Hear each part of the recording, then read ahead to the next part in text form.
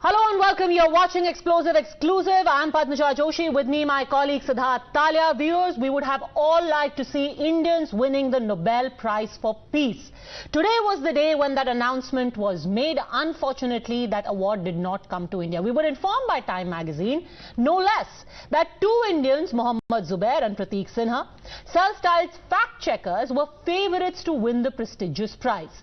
Time magazine's redoubtable reporter Sania Mansoor told us that they are favourites, and remember that word, favourites, because they were nominated for, quote, battling misinformation in India, unquote, where according to Time, the Hindu nationalist BJP party has been accused of frequently stoking discrimination against Muslims. But if they haven't won today, Siddharth, it is because, and we hate to break this to you, they were never favourites, and possibly they weren't even nominees. Indeed, viewers, India's hopes were inflated by a con job of monumental proportions. And viewers, over the next few moments, we'll expose this ecosystem of fakery that has been at work. So let's take you through some of the details of what we've actually managed to uncover. Now, on the 4th of October, Time magazine's website, in fact, carried a piece titled, and I quote, "Here are the favourites to win the Nobel Peace Prize 2022, stop quote." Now, among the 12, in fact, individuals as well as institutions that were listed as favourites in this particular article, two names actually caught India's attention. Now, those names were Zubair and Prateek Sinha, the co-founders of Alt News. Now, following this particular news piece that was published, there was a flurry of congratulatory messages, and everyone actually hailed it as a win of the right over wrong, and a fitting answer to what many claim is India's fascist dispensation. But here's the thing. The fact-checkers did not appear to actually fact-check any of this adulation and the content of the Time article as well. The principal question here is, was there actually any factual basis for the Time article to claim that Zubair as well as Sinha were among the favourites, Padmaja, to win the Nobel Peace Prize? Well, the answer to that, viewers, is very, very simple. It's an emphatic no. We decided to investigate this ourselves. We wrote to the Norwegian Nobel Institute, which gives out the Nobel Peace Prize, and it categorically denied. What you see on your screen right now are emails that were exchanged between us and the Nobel Institute. The Nobel Institute categorically denied that there was any shortlist or list of favourites that it had put out, and that these advanced surmises, I'm quoting from what the email from the Nobel Committee said, these advanced surmises are either the product of sheer speculation or information released by the person or persons behind the nomination. Now, a Nobel Committee makes a shortlist. It is never made public for a period of 50 years, since the year that that particular award has been given out. We want to now focus on this email that was sent by us to the project manager, media and the Nobel Peace Prize Forum. Here is what they told us, and let me quote to you again from this email. Proposals received for the award of a prize and investigations and opinions concerning the award of a prize may not be divulged until 50 years have elapsed. Here is the kicker. The Norwegian Nobel Committee does not itself announce the names of the nominees, neither to the media nor to the candidates themselves. So the so-called favourites, even they did not know that they were nominees, leave alone the favourites. Now, in certain cases, names of candidates appear in the media. Fair enough, they appear in the media. How do they appear? These advanced surmises are either the product of sheer speculation or information released by the person or persons behind the nomination. So, these favourites, was it sheer speculation or was it names released by the person or persons behind the nomination? Let's find out in our next part. Okay, so the Nobel Committee has told us that there is no shortlist that they have made public. So what next? We needed to understand that. We have to now tell you about 3 references. This article is very interesting. It says these people are favorites. Yes. Where did it get those names from, Siddharth? So it made 3 references. Absolutely. The 3 references are, and the first and foremost, it's the Reuters survey that was carried out in the month of February, Padmaja, a survey of Norwegian lawmakers who make their recommendations voluntarily public, and that's entirely their choice. So Reuters actually managed to get in touch with a series of Norwegian lawmakers who came out with their own lists and their own suggestions as to who actually ought to win the Nobel Peace Prize for the year 2022. So that's the first source. Now, what's really interesting here, Padmaja, is that in the survey that was carried out by Reuters of these Norwegian lawmakers, the names of Zubair as well as Pratik Sinha, according to the Reuters article that we've managed to access and was also hyperlinked by Time magazine and was published on the digital front, it does not reveal these 2 names of either Pratik Sinha or Mr. Mohammad Zubair. So let me quickly go across straight to the next part and explain to our viewers here. This will give you an idea of where this article got its names from. It quotes 3 sources. 3 sources. One is the Reuters survey, okay? The second is the bookmakers' odds. The third is a PRIO director list. What is PRIO? It's the Peace Research Institute. Any organization in the world. Tomorrow you, viewer, could put out a list. Your organization could put out a list saying, I think Dr. Manmohan Singh should get the Nobel Prize. It is your list. It's your personal list. Anyway, we'll come to PRIO in just a bit. So 3 sources have been named here. Reuters survey makes no mention either of Mr. Zubair or of Mr. Sinha.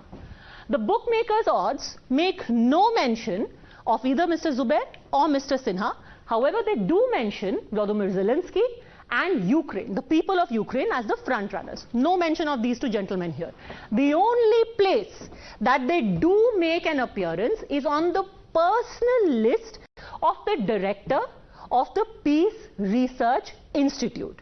Mind you, the director has no formal role in the nomination. He is just a person who's heading an institute. Siddharth.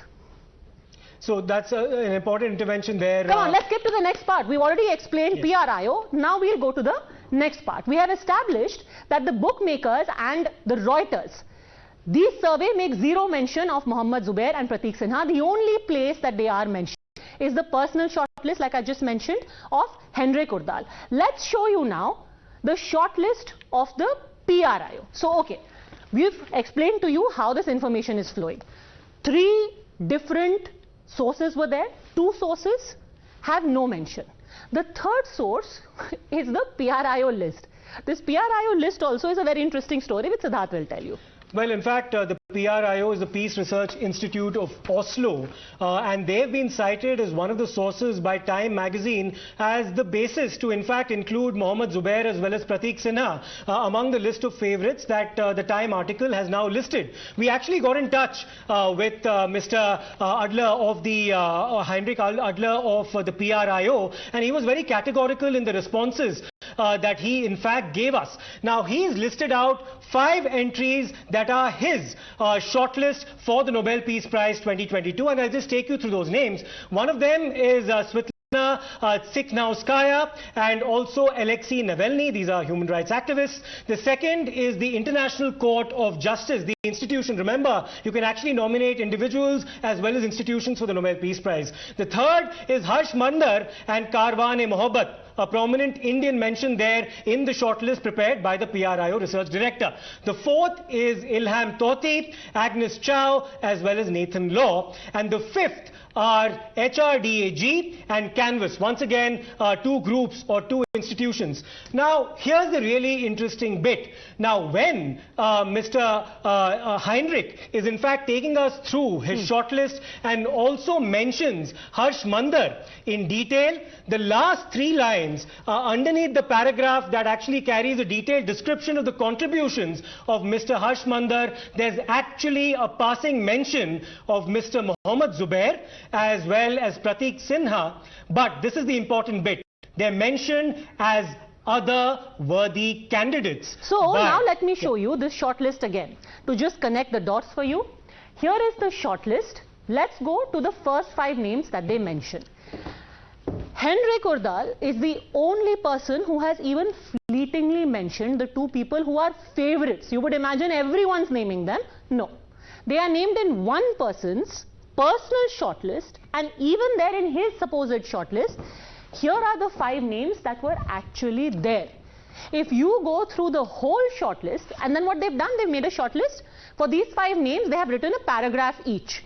So when it comes to Mr. Harsh Mandar and Karwane Mohabbat, that paragraph, and let's go to the next part, that paragraph says, the last 3 lines of Harsh Mandar's paragraph says, other worthy candidates for prize focused on combating religious extremism and intolerance in India are Mohammad Zubair and Prateek Sinha.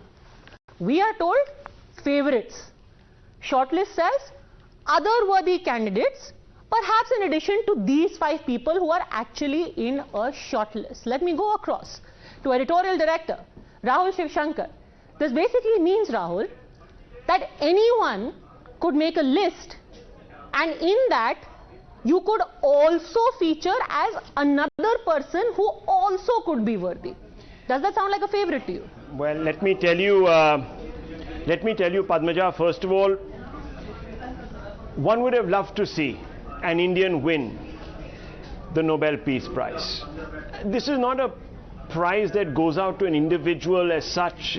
It would have made the nation so proud. And you see, what bugs me, Padmaja, is that so much hope was created, hype, hope, and a large number of us were actually looking forward to seeing the announcement today, which took place, of course, at 11 o'clock in Norway. And remember, the Nobel Prize for every other category is given out in Stockholm, but this one is Norway, it's Norwegian Forum, etc. And we actually contacted all of them, and what we were very surprised by, and I think Siddharth wrote those emails, and what he was very surprised by, and he kept telling me how quickly is that they got back to him. The one person who never got back was the Time magazine correspondent, and a couple of questions were asked of her. Siddharth was very pointed. First, we of course wrote to Time, got no response. They have a email, an official email, if you may want to call it that, sort of put out there. We responded, we wrote in, no response. Then we decided that we would ask directly the reporter to confirm who she spoke to, when she spoke to whom, etc., etc. We have not got any response even now. What we did see, however, was a slight slay of hand, so to speak. And I'll tell you a little bit about that a little later. But to come back to the question that you've asked me, what is fascinating is that Henrik Urdal, he doesn't even belong in any way to the Nobel Foundation. He has no say in the committee, etc. Neither have any of his top 5s ended up winning. So when you say, yes, anyone could have been asked, I could have also been asked, and I could have listed 5 names. I could have put the name of Narendra Modi, I could have put the name of Rahul Gandhi, I could have put the name of anyone. Now imagine Time magazine will pick up my list of 5 and say, well, these are the people. Yeah. And they didn't even write to him to ask on what basis was he making these sort of claims of who was on the short list. And in those 5 names, Prateek Sinha and Zubair are not even there. As you said, they were in some paragraph at the bottom. So any Joe Blow preparing any sort of list cannot become the foundation of a credible piece by a credible media organization. Would we write a piece on who are the Nobel nominees looking at, let's say, Alt News's list? One wouldn't do that, would we? The other important point I want to make, and this is what worries me. You see, Padmaja, and we should talk about it a little bit. This is what Zubair retweets. Yes. And this is very important. What does he retweet? In light of Nobel Prize reports, we got this wholesome donation. For us, your support is the biggest award, unquote.